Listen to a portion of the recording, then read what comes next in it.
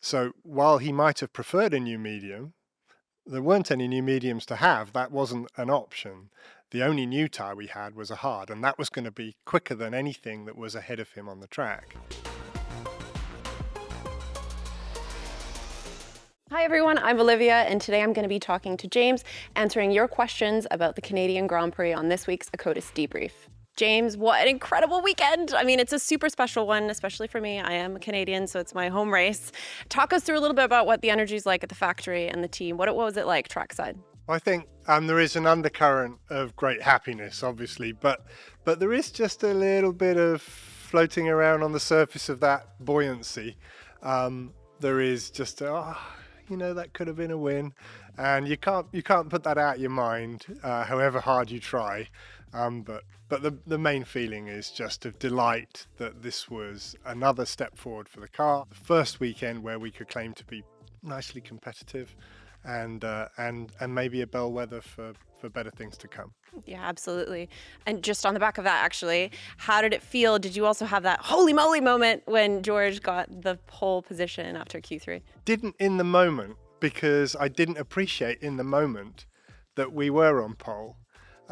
Because the times were equal, but I didn't see that. What I did was I looked at the telemetry screen to see on our own internal telemetry whether Max had pipped George's time or not.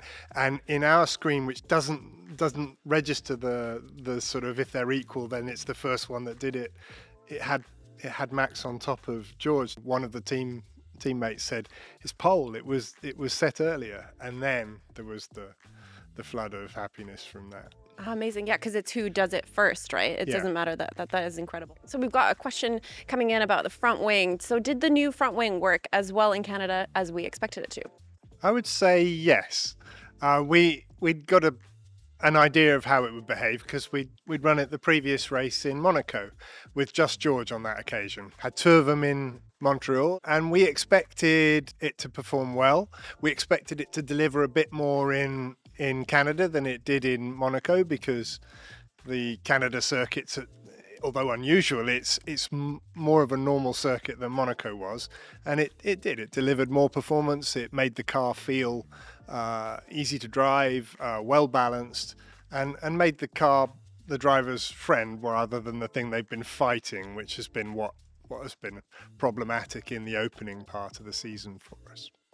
I have to clarify. You said that although Canada is an unusual track, it is a bit more of a normal track. Can you just expand a little bit more on that? I mean, it's more of a normal track compared with Monaco, which is so unique. The corners in Monaco are ridiculously tight and very, very slow in several parts of the track. The circuit is much more undulating than many, and so it places particular challenges that no other circuit in the calendar places. Canadian circuit, Montreal circuit, is also an unusual track, but far more like the mainstream than is Monaco. The Canadian track is unusual because it has a relatively narrow band of speeds for the corners. Most tracks will have some really fast things, some medium things, and some slow things.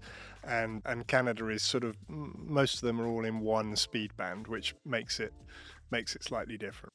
Does the W15 still have a narrow operating windows? All of the other cars in that top 7 were able to improve on their timings in the Q2, except the W15.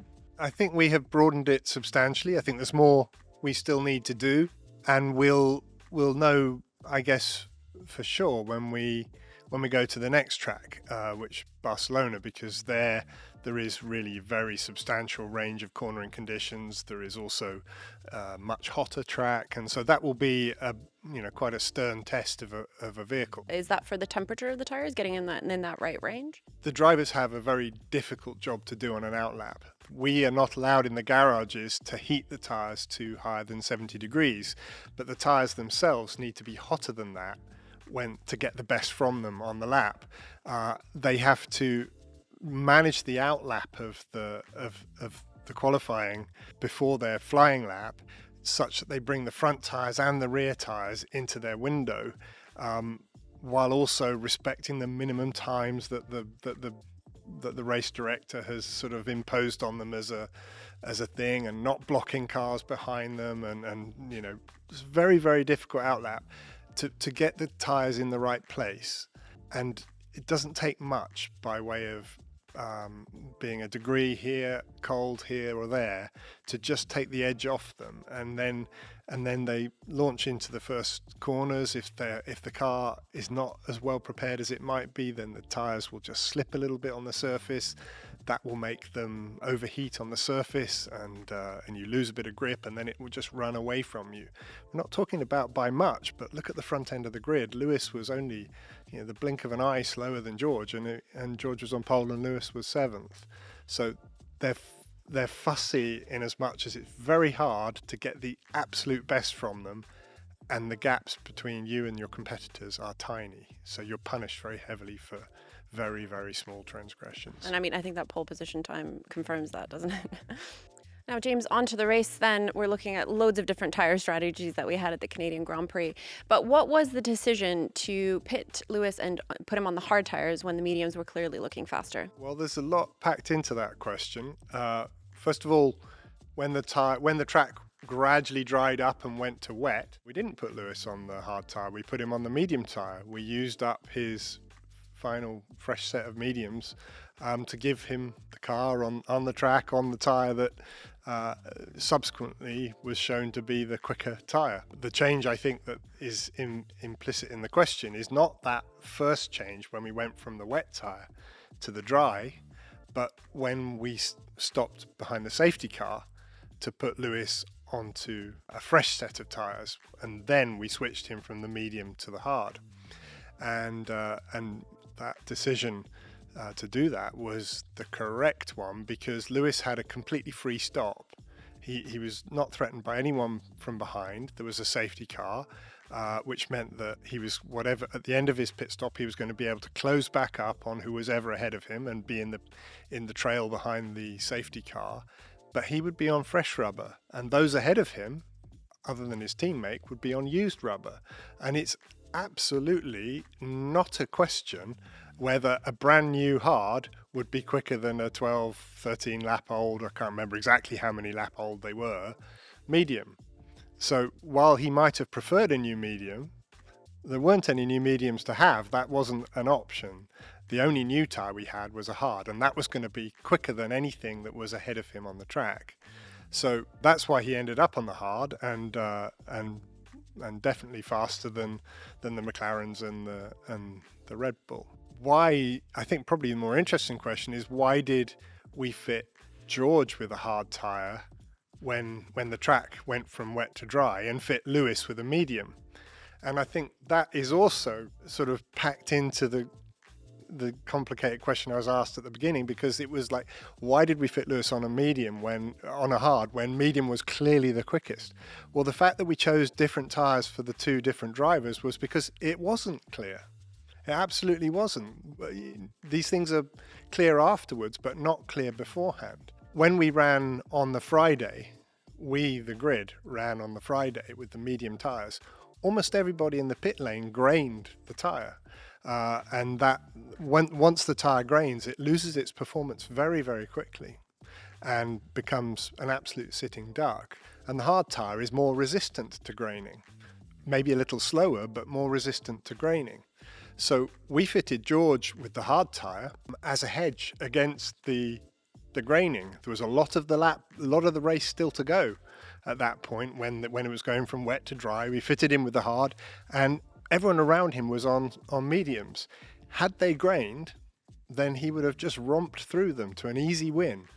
And while that might sound in retrospect fanciful, look what happened to Piastri. His car was going backwards at a very, very swift rate. His tyres did grain. It was right on the cusp of graining or not graining. So we fitted George with the hard because that was his best shot of winning.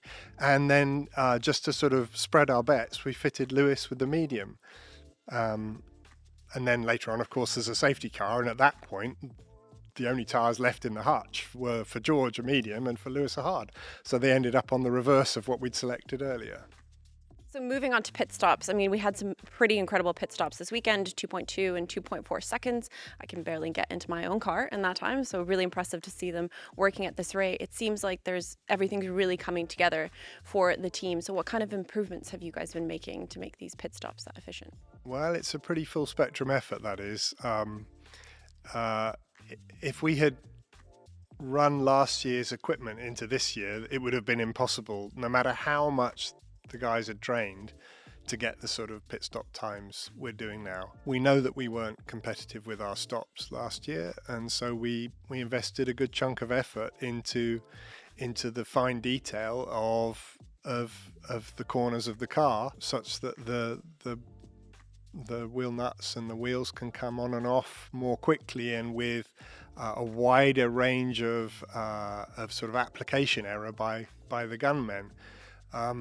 So big effort from all the people in mechanical design to focus on those tiny details, then make all the bits, then test all the bits in T&D.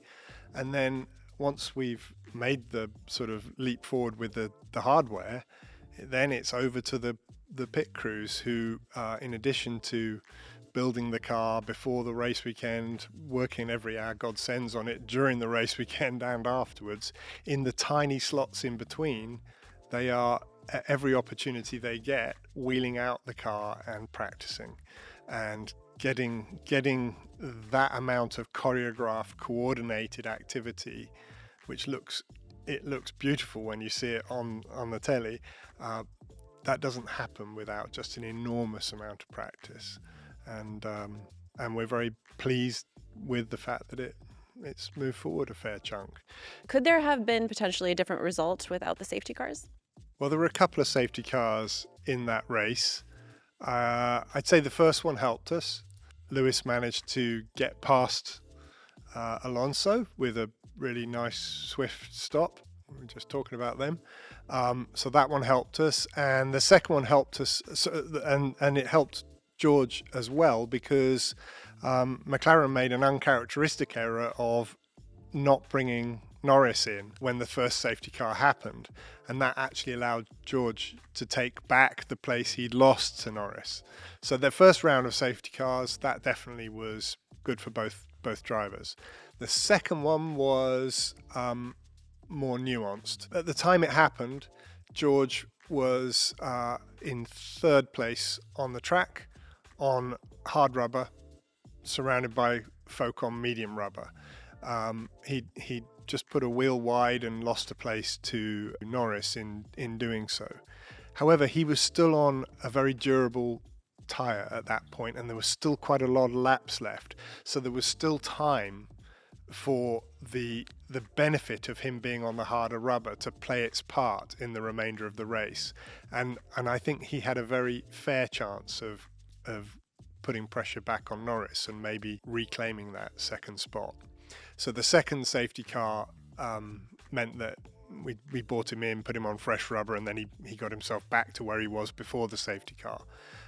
For Lewis, the second safety car gave him a shot of being on fresh rubber to Piastri's old rubber, and he managed to get that place. So I would say, on the whole, the safety cars worked well twice for Lewis, and well once for George, and sort of neutral, slight disadvantage the second time. Do you guys have strategies ready to go if you guess that you're gonna have one safety car, two safety car? Are they kind of just in your back pocket, ready to be played? Before the race starts, we have a sort of static calculation of the parts of the race where safety cars might hurt or help. But once the race actually gets going, the only way to do safety cars is with the live data of the current situation. So there is a little group of people who are perpetually, all the way through the race, every race we go to, fretting about what would we do if there were a safety car now. And so we have pre-decided what would happen if a safety car or a virtual safety car were to come out, such that if it actually then does, you don't have to sit there scratching your head. You just execute what was pre-decided and pre-calculated as being the best option. So James, I'm sure you can agree it was incredible seeing the cars challenging at the front again this weekend. Do you think that the changes made to the W15 will suit the other tracks?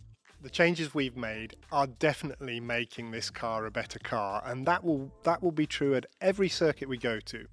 I think that Montreal has the characteristics of Montreal probably make it look a little quicker than we have a natural right to command at the coming races. I think it more likely that we will be competitive but not right at the front, because the next tracks are a little bit of a sterner test of a car, hot asphalt, wider cornering speeds and so on.